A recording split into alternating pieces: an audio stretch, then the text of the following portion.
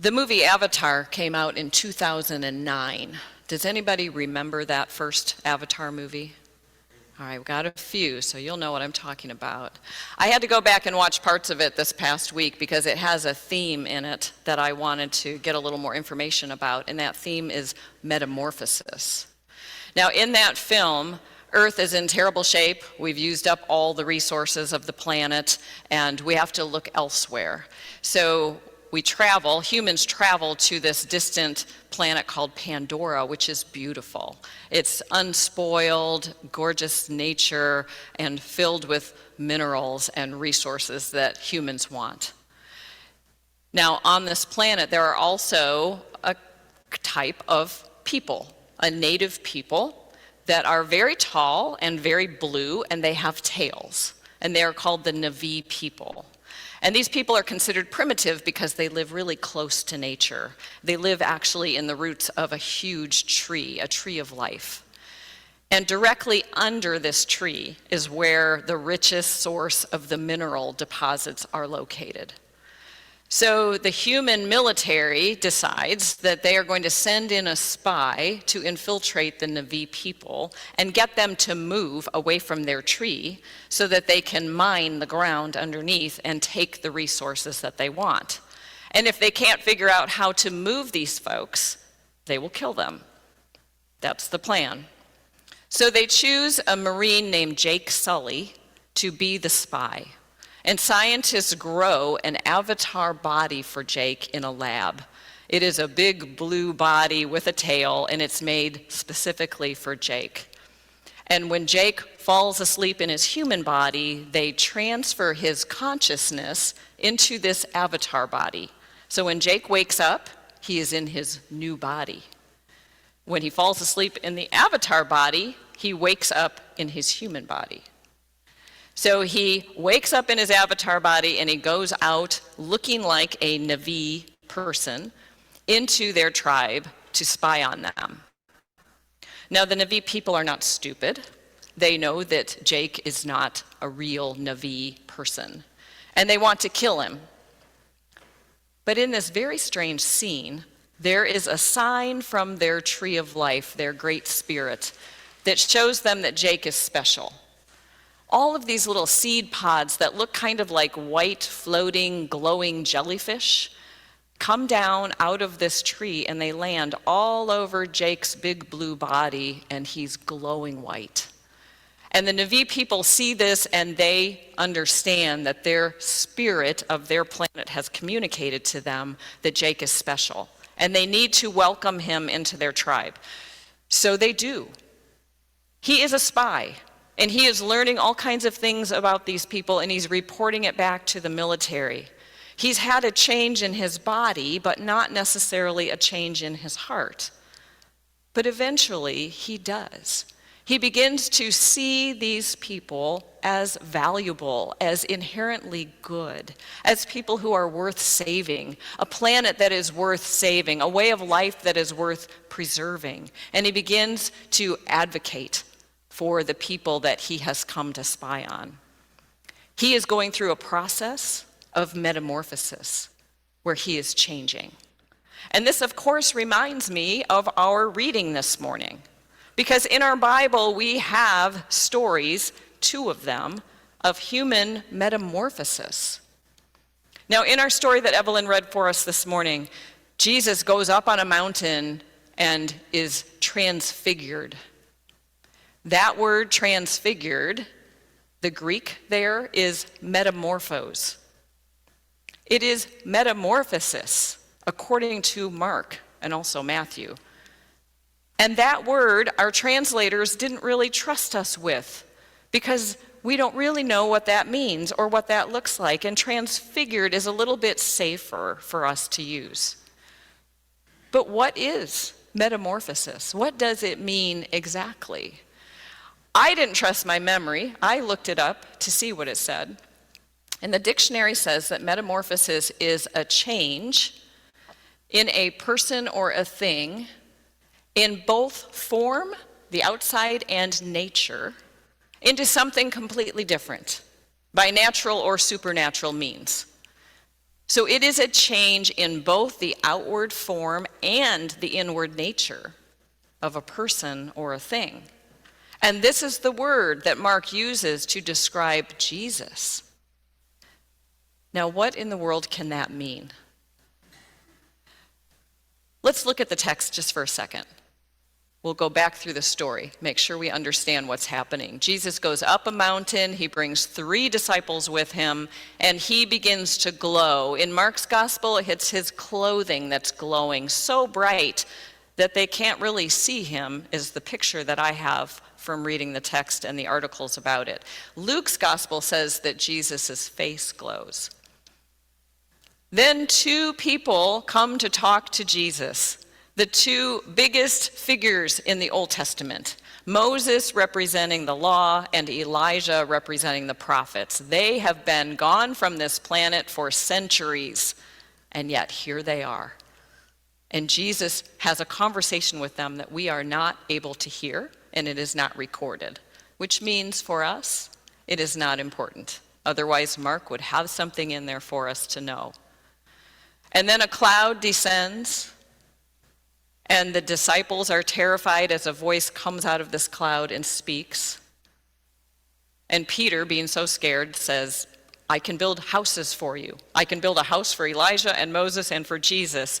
And maybe not a house, maybe a shrine or a tent or a tabernacle. And then it ends. And Jesus is standing there just like he always was. It is a bizarre story. I read so many articles about it this past week, and all the authors could agree on one thing. This story is weird. I was searching and searching for what does it mean exactly? And I was unable to find a single answer that I felt like I could share with you. Now, this is a strange story, but it's also significant. Something important happened here, even if we don't understand exactly what it is, because this story is in Matthew's gospel, it's in Mark's gospel, it's in Luke's gospel. There are allusions to it in John's gospel, and the New Testament writers often refer back to this story. This story that we don't really understand is significant, and it happened before. If we go back to Exodus chapter 24, we will find that something almost exactly like this happened to Moses. So let's just walk through the parallels for a moment. Moses goes up on a mountain, and Jesus goes up on a mountain. Now, whenever you hear that word mountain, remember it's revelation.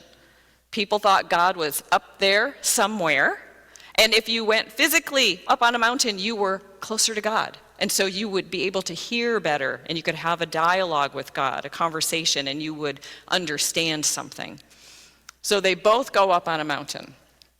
Moses takes 3 companions who are named. Jesus takes 3 companions who are named up on the mountain with him. Moses waits 6 days to talk to God. And in our reading today, the very first line said, after 6 days. Jesus goes up on the mountain. Now that's unusual for Mark, because in Mark's gospel, everything happens immediately or at once. And yet we have these 6 days. We don't know why. We don't know what Jesus did for 6 days, but we know that he waited. So we've got those parallels. Then when Moses is on the mountain, a cloud comes down. When Jesus is on the mountain, a cloud settles down. A voice speaks out of the cloud to Moses. A voice speaks out of the cloud to the disciples. Moses' face glows. In fact, his face glows so much that the people ask him to put a veil over it to cover it. And Jesus glows. His clothing glows in Mark, and his face glows in Luke.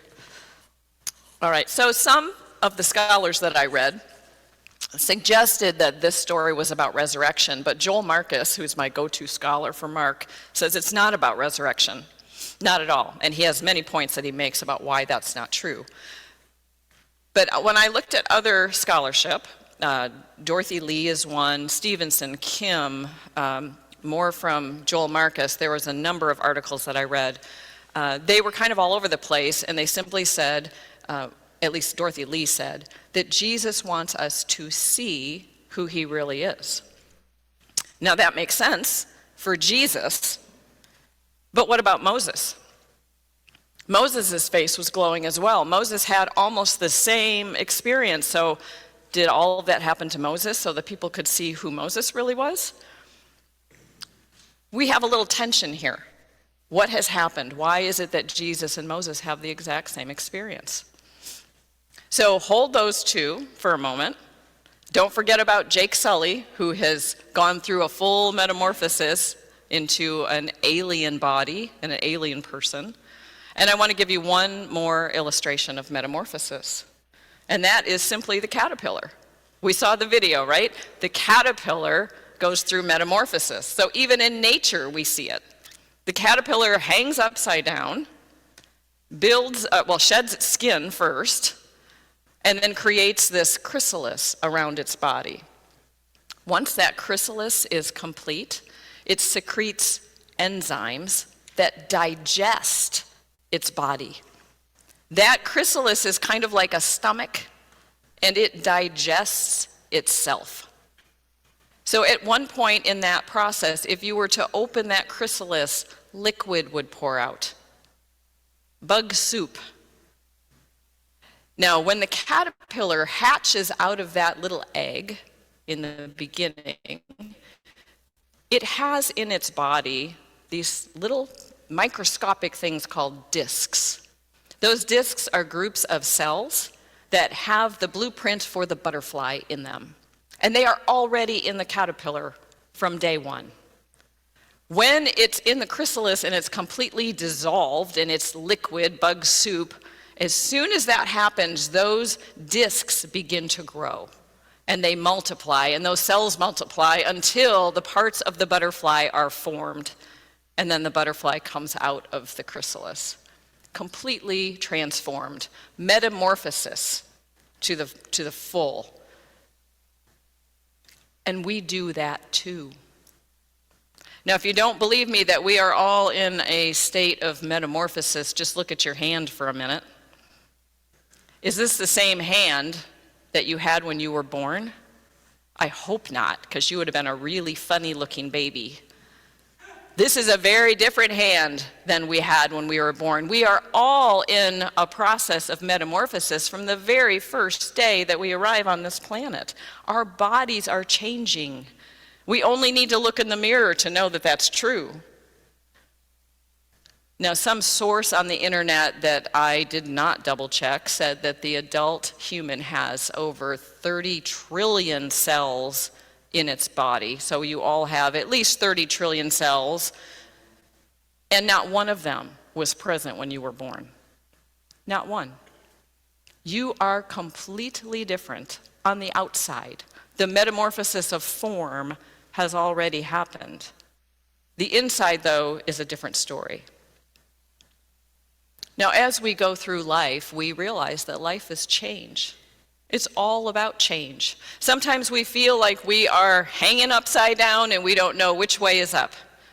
Sometimes we feel like we are in a cocoon of grief, a cocoon of pain, a cocoon of illness or suffering, and we feel like we are bug soup.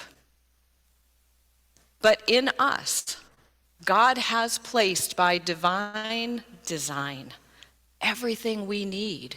Just like that caterpillar, everything we need to complete this metamorphosis is already in us. It is all there. But we can't see it. If we ask a caterpillar, or if we tell a caterpillar, you are a butterfly, the caterpillar would say, no, I'm not. I'm a caterpillar. And we would both be right.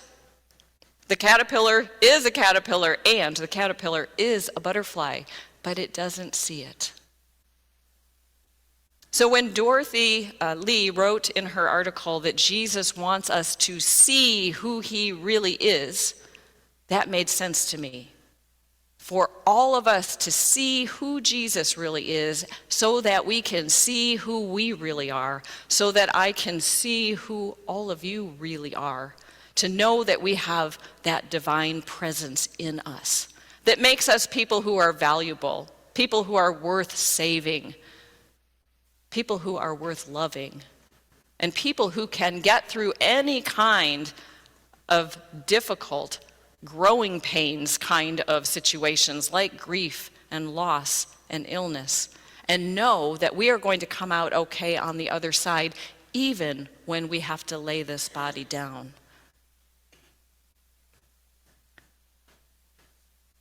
That's what church should be more about. Church is where we hear the words of hope that this is not the end, that there is more, that we can make it through, that there is a future for us because God placed it in us. Church should be the place where we hear those words of hope and transformation. Now, we might say that church is about missions and music and potlucks and fellowship, and it is all those things, but you can find all those things somewhere else. Church is all of that and words of hope. The words of our holy writings that give us hope, that tell us we can make it through. That this is not the end, even when we feel like bug soup. Even when we don't know which end is up. Even when we don't think we're going to come out of it alive, we are. And I think that is what Jesus is showing us. He is saying, see who I really am, so you can see who you really are. The movie Avatar opens up with a view of Jake Sully's human face. His eyes open, and you see his face.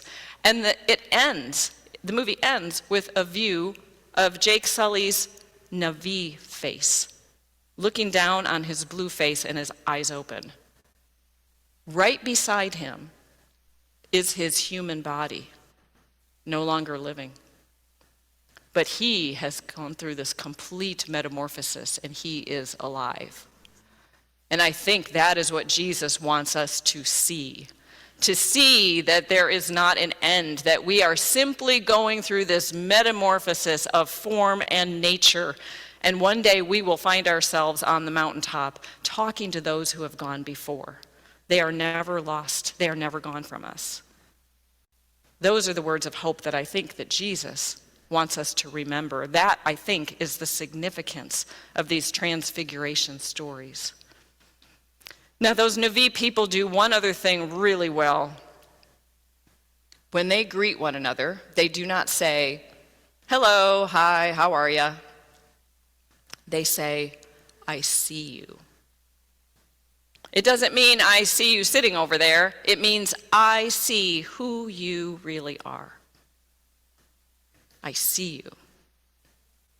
And when I see all of you, I see people who have grown and changed and suffered, people who have learned to forgive, people who carry grace, people who are healing, people who are filling up with joy, people who are seeing new potential and possibility.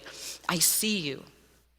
And when I see this church, I see a church that has been upside down more than once, right? Had a few bumps in the road. But I see potential, and I see that we are poised for a new birth, and I see a beautiful future that could unfold. I see that. And when I look at this world, I see, honestly, bug soup most of the time. I see a lot of things that are going wrong and don't look like they're going to get better anytime soon.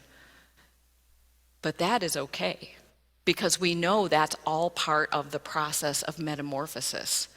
That when that happens, there is something new. We are right on the cusp of something good and new, a rebirth. And that we have everything we need in us right now, already by divine design, to give birth to that new world, to carry us through the rough road we might have ahead of us. So this week, take those 3 words, I see you, with you. And if you don't feel comfortable saying them out loud, as you look at people in your life, as you look at strangers, as you look at the world, remember to say, I see you. I see who you really are. I see past the pain and past the chrysalis and past the bug soup. I see you. That, I think, is the message of this metamorphosis story, our transfiguration story, so that we can remember to say, I see you. I see you. I see you.